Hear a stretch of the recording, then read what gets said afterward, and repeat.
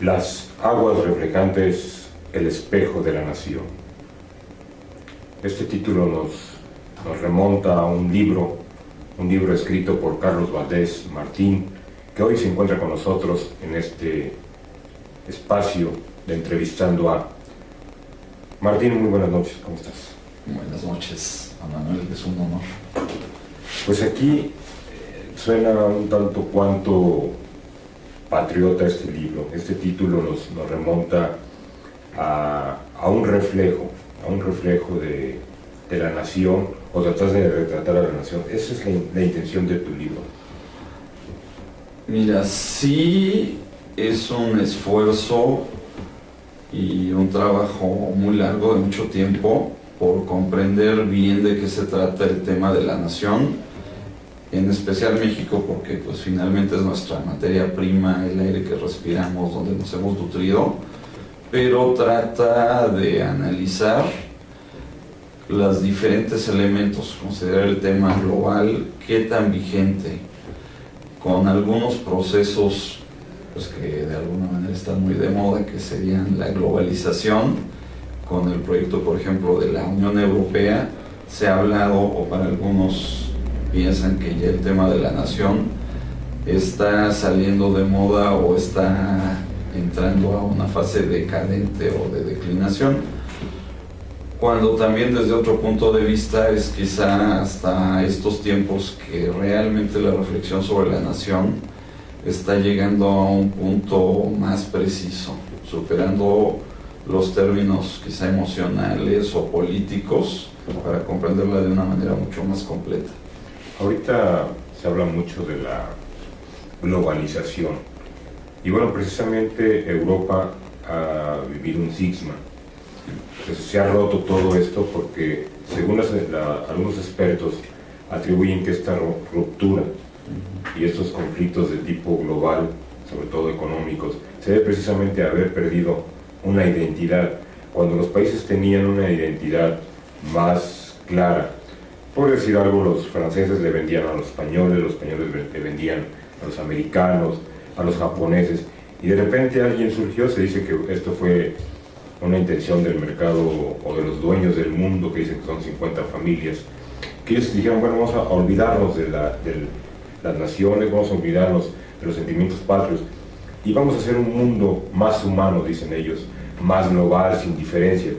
Que bueno, otros opinan que es al contrario, ¿no? Que la idea era perder precisamente una identidad nacional. En tu libro, Las aguas reflejantes de la nación, hablas tú de un proceso histórico, o sea, cómo ha ido cambiando esto. ¿Tú crees que la intención de perder el nacionalismo en los pueblos, de estos grupos poderosos, porque finalmente lo que se ha acabado es la cuestión económica, tenga que ver con una idea real de unir a todo el mundo en una sola igualdad, o por el contrario, dominarlo? Bueno, el tema de la nación pues tiene una muy larga historia. Si nos remitimos incluso a la palabra como tal, ¿de dónde viene? Viene paradójicamente de los tiempos del Imperio Romano. La nación es una realidad, sin embargo las realidades humanas van cambiando con el tiempo. El proceso de mundialización o de relaciones internacionales mucho más estrechas pues vienen de manera ya clara, bajo otro contexto, desde el proceso del Renacimiento, con las exploraciones en todo el planeta, y se habla de un primer capitalismo todavía manufacturero, muy inmaduro. Junto con este proceso vienen algunas tendencias colonialistas, expansionistas muy fuertes, donde las potencias que en su momento tenían la ventaja tecnológica, política, pues simplemente por medio de la fuerza decían, pues vamos a ampliar las fronteras, sin tocarse mucho el corazón y sin ponerse a pensar cuáles serían las consecuencias.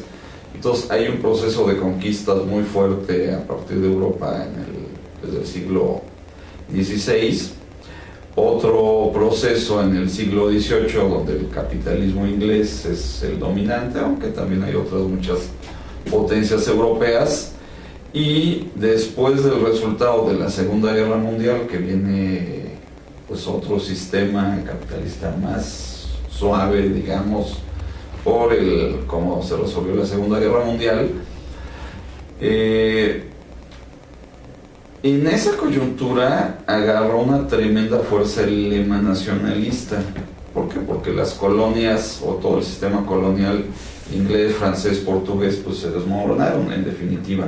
Ya había sucedido algo parecido en el siglo XIX, cuando México y en general América vienen sus independencias y sus colonias. Es decir, ha habido un proceso muy, ¿cómo se llama? Pues muy complejo, donde los diferentes pueblos han adquirido nacionalidad o han formado sistemas nacionales mucho más fuertes. ¿Qué sucede? Al terminar el siglo XX y avanzar este pedacito que ya llevamos del XXI, el sistema económico está predominantemente manejado ya por transnacionales, por empresas muy globalizadas, y también hay un efecto muy globalizado en el campo de lo cultural y las comunicaciones. Sin embargo, la viabilidad de los proyectos políticos transnacionales reiteradamente ha fracasado, como fracasó el colonialismo, digamos, del siglo XVI, etcétera, el del siglo XIX. Muchos proyectos de estados multinacionales, por ejemplo, la Austria-Hungría, que estalló en principios del siglo XX, después de la caída del bloque socialista, pues vino el estallido de las naciones en Yugoslavia, tan famosa la situación, o en la Unión Soviética. Entonces, hay tendencias mundializadoras, podemos decir por lo menos muy fuertes desde los últimos 5 siglos, y tendencias nacionalistas muy fuertes que han estado en flujo y reflujo. Si lo vemos así, podemos hablar de una mega lucha muy interesante a nivel político y geopolítico, ¿no? El proyecto de la Unión Europea pues también tiene una larga historia. Por un lado ha sido un sueño pues humanista de los pueblos, de evitar los horrores de la guerra, porque pues recordemos que en la Primera y Segunda Guerra Mundial los países europeos, al alimentar nacionalismos insanos, pues fueron carne de cañón de luchas fratricidas que pues obviamente no deben de ser, pero sucedieron. Y entonces vino la idea de, bueno, ¿qué tal si hacemos una Unión Europea? ¿No? Por ejemplo, un gran pensador que lo retoma en mi libro, que está de alguna manera volviendo a la moda, José Ortega y Gasset, planteaba que Europa estaba en una encrucijada de antagonismos tal, visto en las guerras mundiales, que su única salida sería hacer una Unión Europea, ¿sí? Sin embargo, muchas veces la causa justa de conciliación entre los pueblos, la hermandad, el internacionalismo, toda esta pacificación, pues también es pervertida por intereses económicos dominantes, que es hacia lo que señalabas, ¿no? Que muchas veces, y en particular el tema de la Unión Europea, se está mezclando o manipulando para el beneficio de intereses económicos dominantes, lo cual es muy cuestionable. De hecho, hoy veíamos que es importante, en tu libro vemos un pasaje que ahorita después del corte vamos a platicar de lleno, cómo vas cambiando tus ideas, porque comentabas este libro lo inicias ya hace tiempo, desde tu carrera, desde tu reflexión, digamos, a lo mejor hasta profesional, cuando quieres hacer tu tesis profesional y todo. Ahora ya vivir y enfrentarte al mundo, pues ves las cosas diferentes, las planes diferentes, o reafirman lo que tú pensabas cuando estudiabas. Pero veíamos hoy precisamente el 1 de marzo están sucediendo 3 cosas importantes que creo que tienen que ver con este mercado. Una es el reclamo de una asociación contra Walmart, contra la cadena de tiendas Walmart. ¿Por qué? Porque precisamente dicen que le dio 2 millones de soborno a López Obrador, pero le dio 200 millones de dólares al gobierno federal, según publicaciones extranjeras por ahí. Entonces hay un frente mexicano de gente que está en contra de Walmart, porque habla de explotación y todo. Por ahí vemos también que se da hoy en Europa, se está tirando parte del muro de Berlín.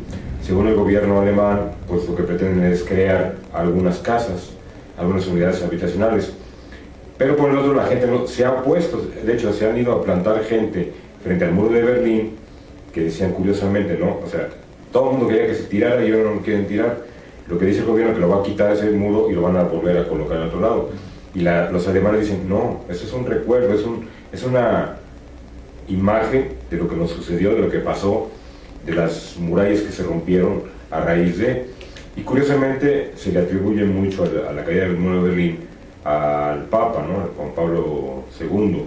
Entonces, curiosamente hoy también se va el Papa, ¿no? Ya no está el Papa actual, Ratzinger. Y finalmente vemos que en América el presidente saliente Calderón y ahora el nuevo presidente de México, Peña Nieto, van a Sudamérica y buscan conformar o reafirmar el bloque latinoamericano. Y todo esto es nacionalismo, de alguna manera, de alguna u otra, es nacionalismo. Finalmente el delegado de Iztapalapa acaba de ofrecer $66,000 de donación, $60,000 de donación a la Universidad de Harvard para que le hagan el proyecto Oriente, es decir, darle una ciudad bonita al área de Iztapalapa Oriente, que es esta parte de la Ciudad de México que tiene que ver con Chalco, con Texcoco, con Los Reyes, con ese área. Sin embargo, la Universidad Metropolitana acaba de parar el grito en el cielo porque la Universidad Metropolitana Unidad Xochimilco hizo el proyecto ya hace un par de años, que de hecho está en la Asamblea de Representantes y dicen, ¿cómo es posible que la universidad lo hizo gratis y tú ya le estás regalando $60,000 a Harvard? Y vuelve ahí el tema del nacionalismo, ¿sí? Dicen, el proyecto que trae Harvard, según comentan hoy en una conferencia de prensa que nos dieron, hablan de que viene el Burger Boy, viene el Burger King, viene la cadena Walmart, viene todo. El proyecto de Harvard. El proyecto de la Unidad Metropolitana de Xochimilco busca que los comerciantes hagan, ya no ambulantes de la calle, hagan centros comerciales ad hoc a las costumbres de los mexicanos, a las costumbres de Iztapalapa. Dicen ellos, aquí nos invadieron los Juanitos, que le dieron en la torre al oriente de Iztapalapa por cuestiones políticas. Pareciera ser que estos temas que te estoy abarcando no tienen nada que ver, pero creo que tiene que ver mucho con ese tema de esos espejos de la nación. Vamos a un corte y regresamos a platicar si son espejos de la nación, si reflejan algo de las consecuencias o las causas de lo que ahora es México o no. Regresamos. Y bueno, ya regresamos aquí con Carlos Valdés Martín, hablando de las aguas reflejantes, el espejo de la nación. Y bueno, en el corte anterior hacíamos muchas preguntas, muchos conceptos, pero básicamente concretando las preguntas, la primera era, ¿qué es mejor? ¿Buscar una identidad nacional en tu concepto o globalizar? Independientemente de lo que hablemos ahorita de tu libro, ¿cuál sería tu percepción actual con lo que obviamente la experiencia te ha dado?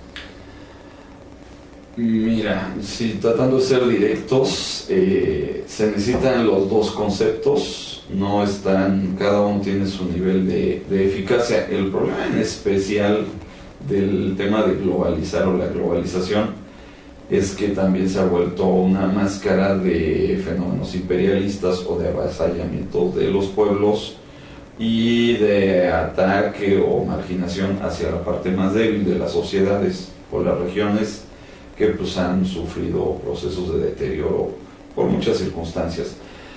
Las relaciones entre pueblos son necesarias, son indispensables, y también es muy importante aprender a convivir entre las diferentes culturas, entre las diferentes tendencias, de tal manera que haya una armonía y un progreso social, que vayan fluyendo y desarrollándose las potencialidades productivas, culturales, intelectuales de las diferentes regiones.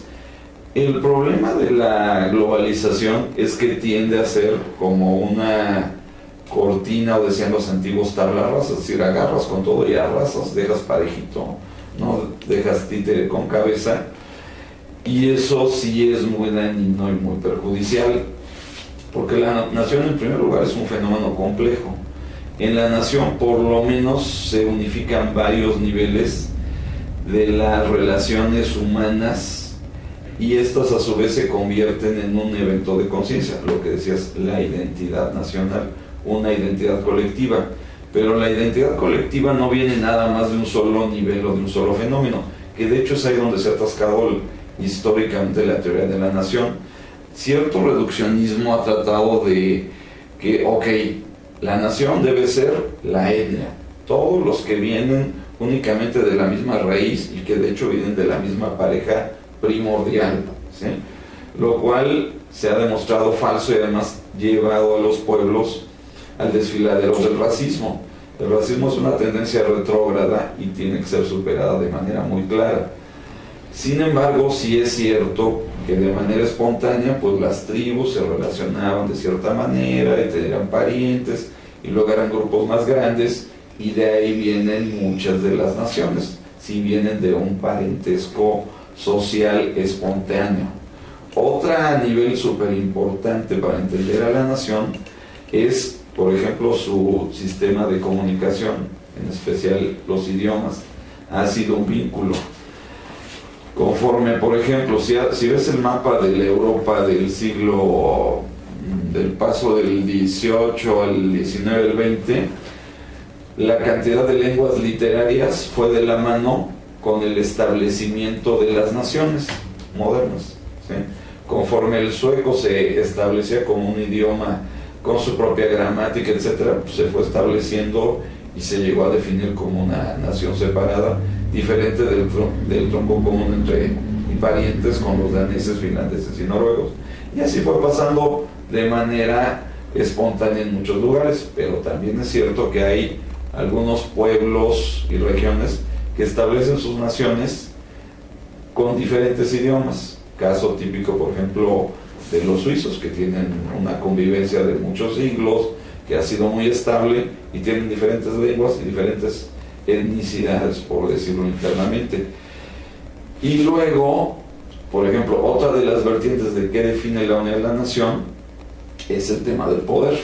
Muchas veces ha sido el Estado, la prevalencia de un Estado que domina sobre una región, la que permite agrupar a toda esta población y va formando su nación. Y así hay que ir integrando todas y cada una de las partes. Bueno, de hecho, pues yo vengo de la formación económica. Y para llegar a este libro, por ejemplo, mi tesis profesional fue de 350 páginas sobre el tema de la nación en cuestiones económicas de Marx y Engels, ¿no?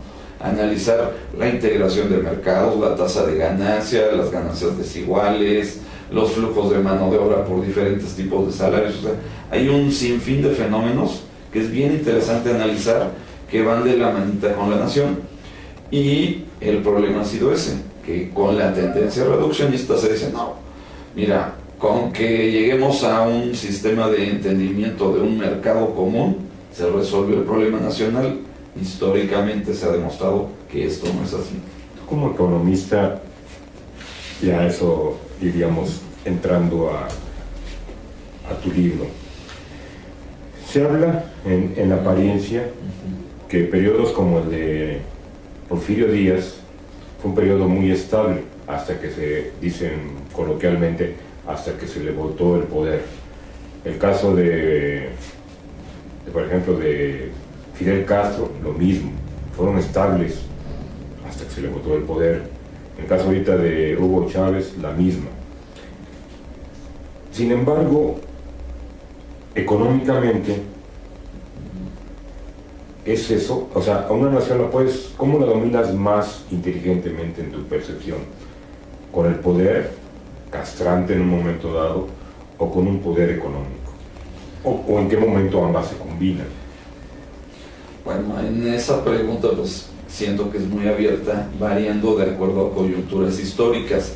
Lo que es muy importante para no tratar de no salirnos del tema nacional es que en ciertos periodos algunas estrategias funcionan muy bien del poder, las estrategias de poder, funcionan muy bien para la integración nacional. Por eso, uno de los capítulos intermedios, que de hecho es un esfuerzo sobre todo, y el problema es el resumen, o sea, tratar de sintetizar, juntar las diferentes políticas, tendencias, cómo incidieron en México para favorecer la integración nacional. Mi opinión, por ejemplo, es que México es un caso sumamente exitoso de integración nacional, porque pues también es cierto que venimos pues no nada más de una sola cultura, ¿no? Por lo menos había dos culturas dominantes muy fuertes en nuestra región, o sea, la parte maya, la parte azteca, y otras culturas no tan afines a ellas, ¿no? Otras tribus que tienen su propia identidad, tendencias, y vinieron una serie de fenómenos, desde la independencia y todo lo que vino después, que paso a paso fueron nacionalizando a los pueblos. Por eso también es bien importante entender la dinámica histórica o los procesos de transformación, porque con la nación tendemos a pensar en términos de una vez para siempre, que en cierto nivel ideológico es hasta indispensable, pero ya que se dé el proceso del Estado, hay que seguir nacionalizando, es decir, recuperando la nación para toda la población y establecer esa retroalimentación, porque también es cierto que los modelos, y especialmente el Estado, pues a veces el Estado es muy narcisista, ¿no? El gobernante, en este caso lo pusiste de manera muy clara. ¿Qué sucede cuando un gobernante o un poderoso pues dice, me están funcionando las cosas? Si me funciona esto, lo sigo haciendo, lo sigo haciendo. Se empieza a desgastar el poder, empieza a volverse una maquinaria sorda, ciega y muda, y al final pues tiene que caer, ¿sí? Y se rompe esa continuidad, esa continua nacionalización. Por ejemplo, hay un capítulo muy importante en particular para México, que es comprender la importancia trascendental que fue el proceso de la reforma agraria con Lázaro Cárdenas. O sea, ese es uno de los puntos cruciales donde se renacionalizó al país, ¿no? Al recibir el campesino la tierra a nivel masivo, y no se les dieron nada más las peores tierras, como luego tendemos a pensar con malicia a los mexicanos, porque te digo, sí se dieron también tierras muy malas y todo lo que quieras, pero también al campesinado en la reforma cardenista se les dieron las haciendas de avanzada, los ranchos lecheros, la zona algodonera, las haciendas enequeneras, o sea, lo que era la crema innata también de la producción en el campo, también lo recibieron. Entonces, ahí se reintegran con su nación de una manera muy práctica y vital, porque le están dando los medios de producción, los medios de subsistencia, le están dando lo fundamental que es la tierra, otra vez a ellos, ¿no? Que también en retórica justa se dice, bueno, los pueblos indígenas campesinos, los dueños originales de la tierra, pues qué acto más nacionalista de entregarles de manera muy abierta las tierras, ¿no? Yo creo que ahí eso es por ejemplo, un hito y un punto fundamental de cómo se va dando el proceso nacional. De hecho, precisamente este preámbulo que hacíamos, tu libro abarca una serie de conceptos, habla de varios puntos donde la nación se ve reflejada. Hablas de águilas, hablas de tierras, hablas de paisajes, hablas de gobernantes. ¿Cómo, para aquel que lo vaya a leer, porque te voy a confesar, lo hemos comentado un poquito tu libro, y a algunos se les hace un tanto cuanto continuo, pero a otro, me comentaba, se me hace muy separados los capítulos. Ahí es donde está el arte del escritor, que cuando reflejas tus ideas, al menos la versión que me dio a leerlo, es que traes un sentimiento adentro muy grande, una necesidad muy grande de reflejar tu nación, pero con los hechos, con lo que viste, con lo que viviste, o en un momento dado con lo que has podido recopilar. Para el lector que vaya a tener las aguas reflejantes del espejo de la nación, ¿cómo lo partirías? ¿Cómo inició este libro? ¿Cómo inició en tu percepción? Porque yo veo aquí varios temas que siento que se han ido escribiendo hasta que se publicó como que pasando diferentes épocas. Pero a la vez, ¿hubo alguna temática al escribirlo o es una recopilación de toda esa experiencia que has vivido? Mira, sí es el resultado de una reflexión muy muy larga, de hecho refleja varias décadas de trabajo y tiene que ver con esto, o sea, en mis años de universidad yo estuve bajo la tendencia marxista, estudié muy a fondo y desde el punto de vista del materialismo histórico y dialéctico, ¿qué sucede? La nación es un epifenómeno o un fenómeno muy secundario que se piensa desaparece casi de manera automática en cuanto se dé la socialización de los medios de producción. En una frase muy famosa y equivocada desde mi punto de vista actual, Marx dijo, los proletarios no tienen patria, ¿no? No tienen nada que perder, ni creo que ni el suelo bajo sus pies, ¿no? Si analizas la evolución del marxismo, el socialismo, el comunismo como teorías que se volvieron también luego prácticas, eso que quizá pudiera ser un pequeño error de esquema teórico, en un corto plazo se presentó como un gran error a nivel práctico, ¿sí? Por un lado, los partidos de izquierda de esa época, del contexto, por ejemplo, de la Primera Guerra Mundial, se volvieron, se le llama socialpatriotas. Por un lado decían, no, es que todos los obreros somos hermanos, pero mientras tanto vamos a matar a los obreros del país de enfrente porque, pues no es cierto que no tengamos nada que perder porque los otros son muy malos, ¿no? Ahí el internacionalismo se volvía demagogia. Y punto número 2, y mucho más grave, cuando se da el triunfo de la primera revolución socialista, encabezada por Lenin, y luego aterrizada bajo el siniestro mando de Joseph Stalin, lo que sucede es que las diferentes naciones, porque el imperio zarista tenía dominadas 15 naciones adentro, pues a su vez, como dicen, bueno, es que el tema nacional pues, no es tan importante, pues somételas bajo un régimen de falta de libertades y homogeniza, las tratas de meterlas a un modo de vida comunista y por tanto a nivel de todas esas que ahora otra vez son repúblicas, ¿no? Las sometes, las atacas, incluso persecuciones y aniquilaciones muy crueles en ese periodo. Y en segundo lugar, con el pretexto de que la Unión Soviética era el faro de los trabajadores de todo el mundo, ¿qué es lo que sucedía? ¿No? Que a todos los partidos comunistas los obligaban a seguir la línea de Moscú y los obligaban, y entonces se volvían a su vez muchas veces títeres de situaciones que no alcanzaban a comprender, ¿no? Y les decían, no, es que nosotros te vamos a llevar al reino, la libertad de los trabajadores, pero pues ahorita tienes que hacer fregaderas, ¿no?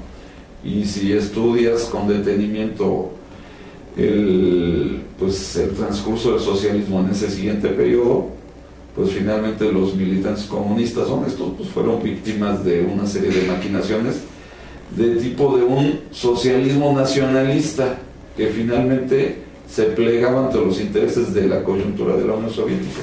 Entonces, se daban ese tipo de fenómenos. Entonces, en el periodo posterior empecé a saldar cuentas, como quien dice, y analizar por qué sí ha funcionado el fenómeno nacional, dejar de tratarlo como un fenómeno derivado o casi inexistente y empezar a tratarlo como un fenómeno existente.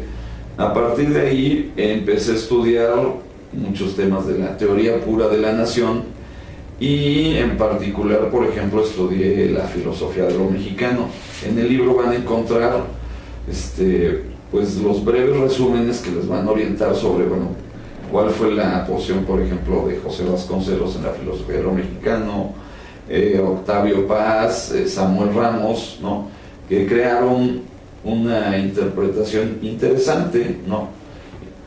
De hecho, por ejemplo, ahorita hablabas de José Vasconcelos. José Vasconcelos crea todo este icono, toda esta base, creo yo, en mi opinión, sólida de lo que es la educación en México y de lo que crea una patria.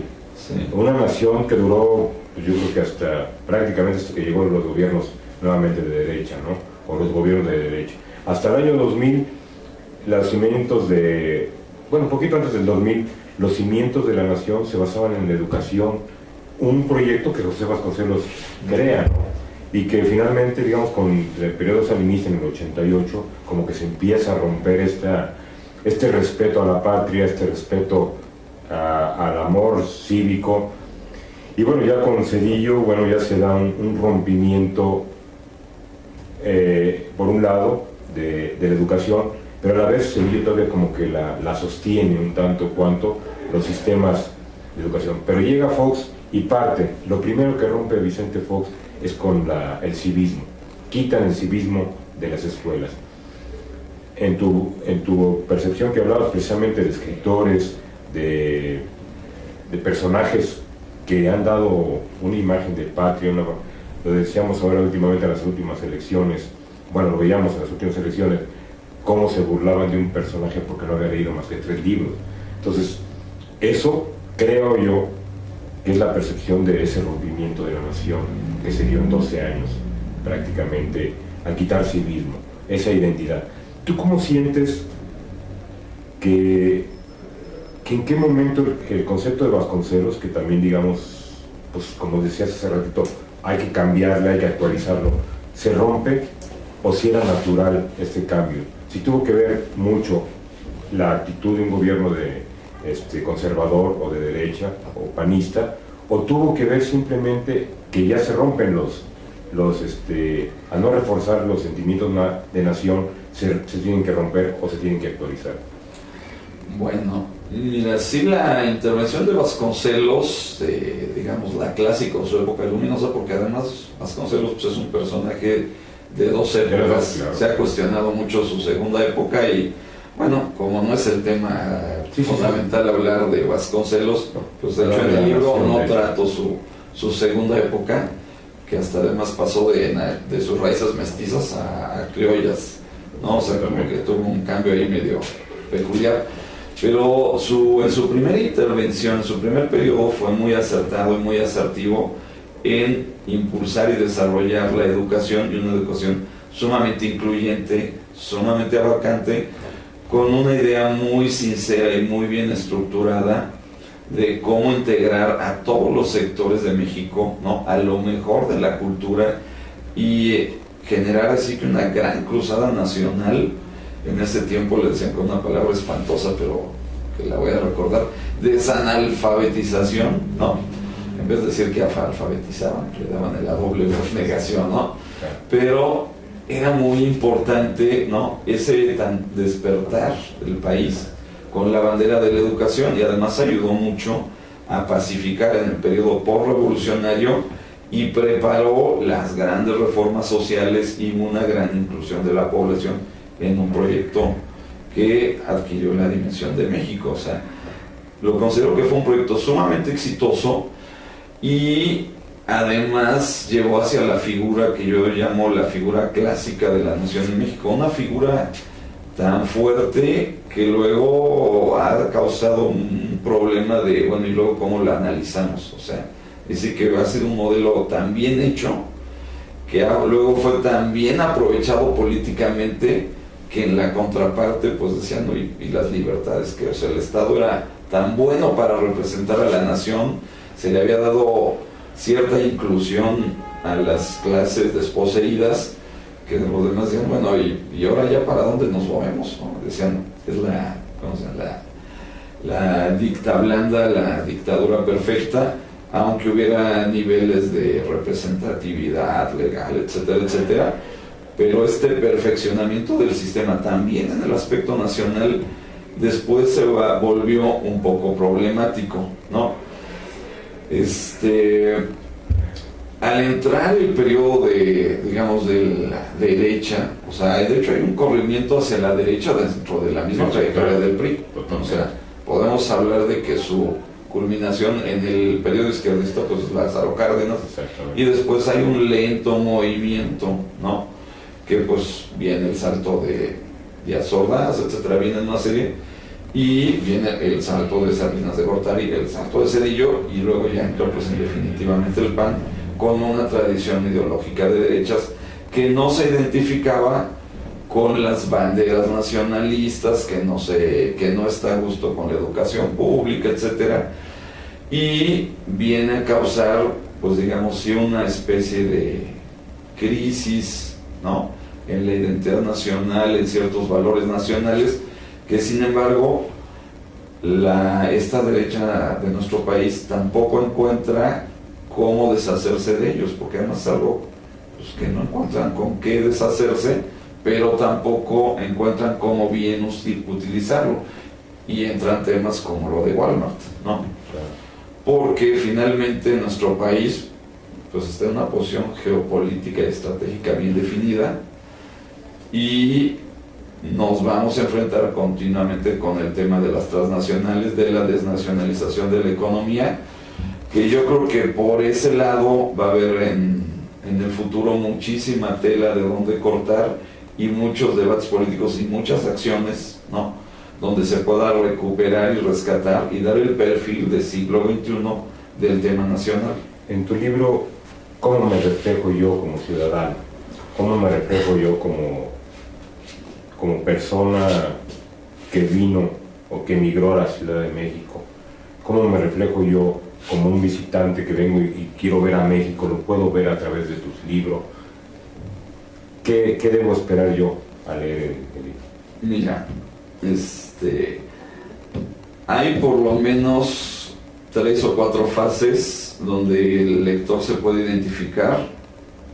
Una lo puede tomar, especialmente toda la parte que se llama la forja de la nación, pues puede tomarlo casi como un manual de cómo llegamos aquí y ver todo y ahorrarse como 25 libros y leer desde los aztecas casi hasta nuestros días, ¿no? Cómo se fue formando la nación en un sentido histórico, económico, reproductivo, y considerando muchos fenómenos modernos, porque hay algunas cuestiones que los autores que todavía consideramos clásicos, y bueno, por ejemplo Octavio Paz, yo en este tema lo admiro mucho, ¿no?, sigue teniendo mucha repercusión, pero hay temas donde pues ya no funciona bien cuando hablamos de que creemos que eso es lo mexicano, por ejemplo en la cuestión de la mujer, ¿no? O sea, si nos vamos a los autores del pasado, pues vas a hablar de la imagen de la mujer tradicional, la mujer abnegada, etcétera, pero ya entramos en otra fase donde la mujer es muy participativa, no es tan abnegada, hay muchos tipos de mujeres y muchas relaciones en esto. Entonces, en ese recuento histórico ya lo llevo hasta acá y ya te hablo, pues ahí sí que de la liberación de la mujer, e incluso podemos hablar de que ya existe la patria, pero ¿por qué no también decimos que es la matria? Por ejemplo, que también es un tema de lingüística curioso, ¿no? De hecho dicen que México es más bien matriarcal que patriarcal, ¿no? Porque sí, la mayoría de nosotros nos educamos prácticamente con la madre, ¿no?, mientras el padre está afuera. Ya las nuevas generaciones es diferente, ya están con la abuelita o están con... viene siendo la madre, ¿no? Pero... o simplemente se pasan solitos los niños, ¿no? Lo que ha derivado ahora a esos famosos ninis, ¿no?, que no hacen ni estudian ni trabajan, pero es precisamente porque hay un periodo de jóvenes que no tienen a la mamá o al papá cerca, ¿no? Vamos a un corte para que vayamos a las conclusiones y nos invites a leer tu libro más a fondo. Bueno, ya regresamos aquí a Entrevistando a y con Carlos Valdés Martín. Y bueno, ya vimos a la persona que nos habla, vemos cómo piensa, pero vamos a su libro. Aquí tenemos una serie de temas que me gustaría leerlos a nuestros radioescuchas para llamar un poco la atención. Pero sí me gustaría que al final de leer algunos párrafos, o me fueras interrumpiendo, no hay problema, para llamar de qué trata este tema. Por ejemplo, nos habla en sus capítulos, nos habla de aguas reflejantes, inquieto espejo distorsionante los materiales que construyen identidad nacional. Y luego dice el caso mexicano. ¿Qué podemos encontrar en este capítulo? Mira, este es un capítulo muy bonito, de hecho se publicó para para la revista del Politécnico de Estudios Superiores en Ciencias Sociales. Ese es el tema metafórico que trae, o sea, a diferencia del espejo de Narciso, y tomo mucho esa leyenda, ahí tomo mucho las metáforas, que es el espejo que te mete en la individualidad, en el egoísmo y no te deja ser, no te deja crecer. La nación es un espejo gigantesco que te permite crecer, que te permite desarrollar y proyectar, pues decir, digamos así, un idealismo muy fuerte, y puedes establecer una comunicación hacia una comunidad que te trasciende. Además de ese nivel metafórico, estoy hablando de la materialidad de cómo se dan las relaciones reales a nivel de producción, de consumo, de cultura, de poder, de historia, y desenmascaro, por decirlo así, algunos mitos, pero también explico por qué algunos de ellos son necesarios, cosa que en general la literatura de diferentes niveles se queda o en un extremo o en otro. Alguna repite los mitos y otra los desenmascara, pero como no los fundamenta, no puede explicarse por qué son necesarios y por qué se van a reproducir. Piensa que con poner una linterna en un cuarto oscuro ya cambiaron los colores, se vuelve a apagar la linterna y otra vez queda en la oscuridad. Hay que entender por qué. Porque la nación a cierto nivel tiene que manejar cierto epopeya, por decirlo así. Yo creo que eso es importante. Después nos hablas aquí de las distorsiones de la mexicanidad al inicio del tercer milenio. Mira, ¿qué vemos ahí? Hay algo bien importante. Como te comentaba, la imagen que alcanzamos a formar de nuestra propia nación está muy dominada también por temas de tradiciones. O sea, sí es cierto, las naciones se forman con lo tradicional. Partimos del pasado y vemos nuestras tradiciones y las vamos integrando, pero la mente, la conciencia va quedando atrás. Y en general, los países que no están a la punta total del desarrollo histórico, digamos a nivel planetario, tienden a desubicarse y a no valorar también sus propios desarrollos. Lo que se ha hablado muchas veces, o lo manejó Samuel Ramos y lo repitió de otra manera Octavio Paz, el tema del complejo de inferioridad del mexicano. No es un tema propio de México. Los diferentes pueblos, sobre todo cuando sectores muy grandes de ellos, o por su posición histórica, se encuentran en desventaja frente a otros, generalizan esa posición, la universalizan y tienden a negar incluso sus propios logros. Eso significa, por ejemplo, que si analizas la economía mexicana, pues es una economía de país medio, ¿sí? Y está pues adelante como de 160 países del mundo, ¿no? Sin embargo, nuestra sensación es muy devaluada, estamos muy disconformes con cuál es nuestro desempeño a nivel económico. Nos sentimos de tercero o de cuarto mundo emocionalmente. Y eso en algunas discusiones se abarca como si fuera mera psicología. O sea, no es nada más mera psicología, o sea, sí nos afecta emocionalmente que la Suprema Corte libere a Florent Cassés, ¿no? Y digas, oye, pues me gustaría ser francesa para hacer cualquier topelía y salir y hasta me aplauden. No, ¿verdad? No es mera psicología, hay una posición y una historia que hay que entender, por eso hay que entender bien el proceso nacional. De hecho, aquí me recuerda mucho una entrevista con el director de la empresa Yakult, que es mexicano, pero de origen japonés, y él decía que el retraso de los mexicanos tenía que ver mucho con el sentido de que nosotros le pedimos al Creador, y si los japoneses le damos gracias al Creador. Y si los mexicanos, algunos autores dicen que el mexicano, cuando gana el fútbol México, todos ganamos, pero cuando un personaje, un compañero, por ejemplo, o una mujer, vamos a llamarla una mujer, le dan el puesto de secretaria, luego dicen, de secretaria de Estado, dicen, algo hizo. O sea, creo que esa es la parte de lo que tú comentas, ¿no? Cómo se distorsiona la mexicanidad. La gente sale cada día 28 de mes a hacer procesiones, pero no los puedes unir para mejorar su ciudad, para limpiar sus calles. Es como que esa distorsión, ¿no? O sea, las costumbres no son la nación, son parte de la nación, de lo que más o menos veríamos, ¿no? Aquí parte de ello. Sí, es correcto tu apreciación.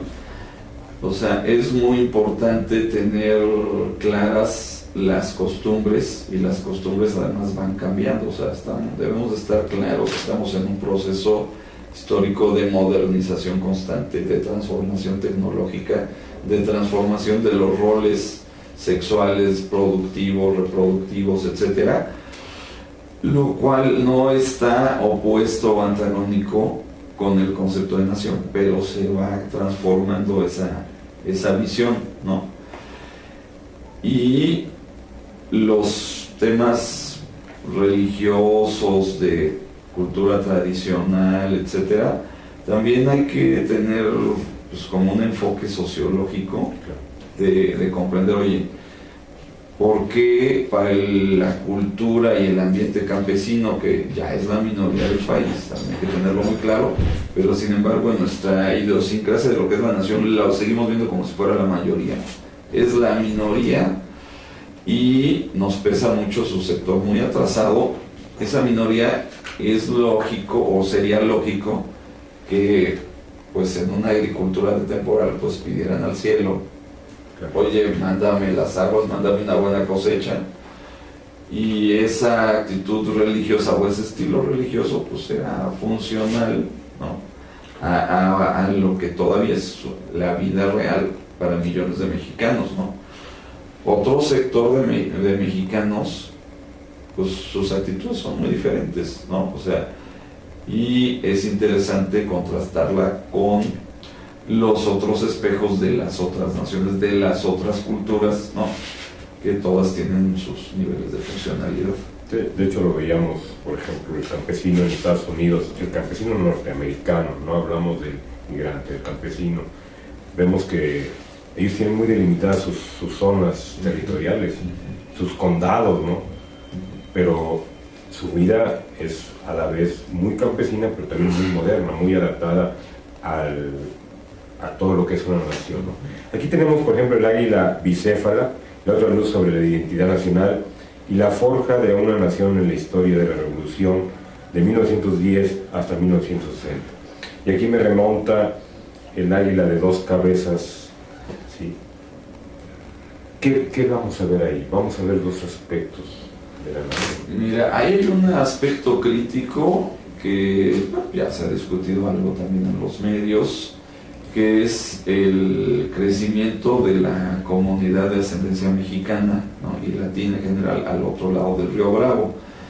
Ahí en ese ensayo estoy analizando que ese sector pues simplemente en el pasado se consideró como algo, pues bueno, ya se fueron del otro lado, dejan de tener gravitación o trascendencia para la formación nacional. Yo creo que tener una visión clara del proceso nacional en la coyuntura del siglo XXI debe de forzosamente incluir esa otra cabeza que es tan importante y tan rica, ¿no? En todos aspectos, que es la comunidad mexicana del otro lado del Río Bravo, y cuáles son sus expectativas, sus transformaciones y sus aspectos también de conservación. Pero eso es algo pues interesante y se seguirá estudiando. Y bueno, pues hay temas tan importantes como Samuel Ramos, como José Vasconcelos. Uno habla del nacionalismo cultural, que sería Vasconcelos, y el otro nos va a hablar de la integración de la filosofía de lo mexicano. Hablando de las naciones, privilegio de las matanzas, y ahí como que nos brinca el tema, ¿no? Privilegio de las matanzas, las naciones. ¿Por qué? Mira, yo creo que eso es también un tema que queda ahí un poco como un foco rojo, porque lo que muchos autores cuestionan, mucha gente cuestiona, del tema de la nación es el mal uso que se ha hecho del tema de la nación y del nacionalismo. Como decíamos, en la Primera Guerra Mundial, en la Segunda Guerra Mundial y en muchos conflictos, el hecho de que tú seas de otra nación, pues ya es suficiente pretexto para que pues, te puedo matar en una guerra. ¿Por qué no lo voy a hacer? Si además tengo el poder y tengo pretextos. Se cuestionó mucho el hecho de que el fascismo aprovecha una especie de nacionalismo, ¿no? Nacionalismo extremo y pervertido que es el racismo, y lo utiliza para oprimir a los demás y finalmente oprimir a su propio pueblo. En ese sentido, el discurso un poco mañoso, sesgado de la globalización es decir, no recurran al nacionalismo porque es bien peligroso. Miren, ahí está Hitler, ahí están los bantús y una serie de gente que lo ha mal utilizado. Yo creo que sí es válido poner ese foco rojo, ¿no?, en esa desviación del nacionalismo. Sin embargo, también las liberaciones de los pueblos, las reivindicaciones, la inclusión social también se han manejado con la bandera del nacionalismo, y también muchas veces se ha dado el buen ejemplo de solidaridad y de rescate de unos pueblos con otros. Por ejemplo, en el periodo de la Segunda Guerra Mundial, la buena acción pre-Segunda Guerra Mundial, con la acción de la Guerra Civil Española, cuando se brinda y se rescata a tantas personas de España a México, ¿no? Yo creo que eso también es muy loable. Es como hablar de que matas en nombre de Dios, ¿no? Exactamente, ¿no? O el caso ahorita actual, que siempre nos gusta llevar a la actualidad, en el caso de Tailandia, si no mal recuerdo, hoy vieron noticia, donde una chica es violada por su padrastro, y la chica, el padrastro va a la cárcel, pero ella va a recibir 100 latigazos porque tuvo relaciones antes de los 12 años. O sea, esas son incongruencias del mundo y diríamos, entre comillas, conceptos raros de nación, como el caso aquí de nuestras usos y costumbres, ¿no? Que una mujer, por el simple hecho de haber querido ser presidenta municipal, fue desterrada de su comunidad en Oaxaca, ¿no? Entonces todo esto habla de eso. Y nos hablas aquí del laberinto de la soledad de Octavio Paz y que culmina con la filosofía de lo mexicano. En fin, hay una serie de temas, las metáforas y discusiones sobre la España invertebrada. Hay una serie de temas que creo que el lector lo vas a hacer pensar, lo vas a hacer analizar y a lo mejor lo vas a hacer más nacionalista, ¿no? Finalmente vas a llegar a llevar el concepto de la nación, ¿no? Pues me gustaría hacerlos pensar y quizá hacer al lector más nacionalista y más internacionalista o más humanista al mismo tiempo, ¿no? Porque los dos conceptos no están peleados. ¿Cómo puede uno amar profundamente a su patria, a sus raíces, si las desconoce? Claro. O sea, ¿qué tanto puede uno amar a lo que desconoce? Digo, existe el amor desinteresado y la generosidad.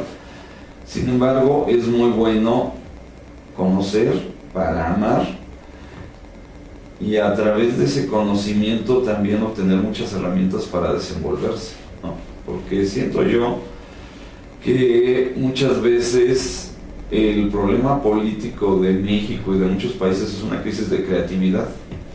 O sea, llegó la moda neoliberal y dijeron, no, los mercados funcionan bien. Y si los mercados funcionan bien, pues si los integramos dos mercados, aunque sean bien distintos, deberían de funcionar mejor. Y ahí se acabó la discusión. Faltó una reflexión para pensar en alternativas. Si piensas en la nación, puedes encontrar muchas alternativas en ese tipo de temas o dilemas como el de la integración de los mercados. Fíjate que voy a hacer un comentario que pareciera fuera de orden, pero me recuerda, pertenezco a Reporteros Sin Fronteras y los compañeros del gremio me dicen burro sin mecate. O sea, ¿por qué? Porque no pertenezco a ninguna agrupación periodística especial y como que sí me rechazan. Pero por otro lado, el ser un burro sin mecate, ser un reportero sin fronteras, también me da esa cosmovisión de ver al mundo igual. Sobre todo, bueno, la intención de Reporteros de Fronteras es llevar los hechos y principalmente defensores de los periodistas en todo el mundo, ¿no? Pero aquí yo creo que cabe eso, ¿no? O sea, siento esa falta de nación. Si no conoces tu nación y te nombras o te autonombras ciudadano del mundo, llega el momento que te vas a ver perdido. ¿Quién eres? ¿De dónde vienes? Y va a llegar el momento. Alguna vez le preguntaba a un sacerdote, compadre mío, Bob Dickman, le decía, oye, ¿por qué no se casan los sacerdotes? Y me dijo algo que creo que tiene que ver con el tema. Me decía, mira, si un sacerdote tiene hijos, no tiene nada que ver con sexo, no tiene que ver con moral, no tiene... Algunos lo han utilizado esos conceptos. La realidad es que si hubiese una guerra, o tuviéramos que ayudar a varios huérfanos, ¿a quién le vas a dar de comer primero? ¿A tus hijos o a otros? Ese es un concepto que tiene la religión, un concepto universal. Dice, y eso se debe que no nos casemos, no es por otra institución. Que otros lo han utilizado. Nos decía, ustedes viven en México en el siglo XIX. Dice, la iglesia en Europa, la iglesia en Canadá, porque él es canadiense, es otra idea, otro concepto. ¿A qué vamos? A que precisamente el conocer partes de tu nación o el conocer un aspecto te lleva siempre a confundirte y a buscar a otros. Decían en la música, ¿no? Si tú escuchas música de banda y música clásica, música de rock, tarde o temprano te decides por una, pero ya con una concepción. Si tú te decides por una nación o por una globalización, yo creo que tendrás que conocer una para saber los famosos cuadros blancos y negros. Carlos Valdés Martín, te agradezco mucho estar aquí con nosotros y vamos en una segunda entrevista, si tú nos permites, hablar de algunos capítulos, en concreto 100%. Ahorita la idea era conocer un poco a quién es Carlos Marín, cómo piensa y un poquito llamar la atención sobre las aguas reflejantes, el espejo de la nación. Pues antes que nada, muchas gracias a Radio Liberal, a ti, Manuel, pues he sido muy amable. Creo que sí hay un esfuerzo honesto y un trabajo desinteresado en este libro, que las personas que lo lean, no creo que ninguna quede decepcionada, creo que quedarán con un buen sabor de boca, porque pues sí, hay bastantes textos, contextos, investigaciones, etcétera. Me he esforzado por incluso quitarle un poco lo que le llaman el aparato crítico, ¿no? Dicen, sabes que no le pongas tantos notas de pie de página porque se me distraen, ¿no? Sí. Dicen, oye, pues, y esto viene de filosofía. Bueno, sí, mira, esto viene de Platón, y esto viene de Kant, y esto viene de Sartre, y esto viene de Marx, y etcétera, y aquí lo combiné con esto, ¿no? Pero en el texto final, pues debe resultar algo más, por decirlo, más lineal, que lleve la profundidad de lo que investigaste y no te distraiga con todo ese aparato crítico. Y de hecho en las partes más trabajadas pues incluso intenté darle un poquito de estilo poético, ¿no? Siguiendo las enseñanzas del maestro Paz, que pues es una obra maestra también de arte, El laberinto de la soledad, sin duda. Aquí algunos de los ensayos sí manejan esa consonancia con la belleza también, y retomo algunos temas como por ejemplo la literatura, que es algo que a mí también me apasiona, y muestro cómo al crear literatura, al crear belleza, los autores dan una amplitud que permite una nacionalización también de las personas, algo bien interesante. Y lo más importante es dónde lo conseguimos, cómo lo conseguimos. Bueno, aquí es muy fácil, en Valle de México se consigue en la librería de aquí abajo, y además, pues con tu amabilidad, pues voy a dejar 3 ejemplares y tú dirás cómo los repartes para los 3 primeros que se declaren, que te manden un correo y se declaren fans acá del proyecto Radio Liberal o algo así, ¿no? Muchas gracias. Y pero algún otro lado donde conseguirlo, donde te digo, trámite. Teléfono. Bueno, les voy a dejar mi correo. Ajá. Somos muy modernos. C. Valdés Martín gmail.com. Y la forma más barata y más fácil está en Amazon, en versión electrónica. Es la forma más barata y lo bajan en un Se lo minuto. pueden bajar y ahí nada más te depositan y ya. No, es directo ahí en el mismo Amazon se hace el proceso. Normalmente tiene muchas formas de pago Amazon, tarjeta, PayPal, no sé qué, todo es directo con Amazon. Yo no veo dinero. Muy No, moderno. Así es, así debe ser la vida de los autores, debemos de alimentarnos del espíritu. Esperemos que tenga mucho éxito y bueno, pues aquí vamos a Claro que sí. No, de hecho tiene mucho éxito, ya es casi, pues ya llevamos más de media edición terminado. terminada. Y ya este año se acaba porque se acaba. Qué bueno. Salud. Gracias. Muchas gracias. Hasta luego. Hasta luego. Se olvidó que teníamos cámara.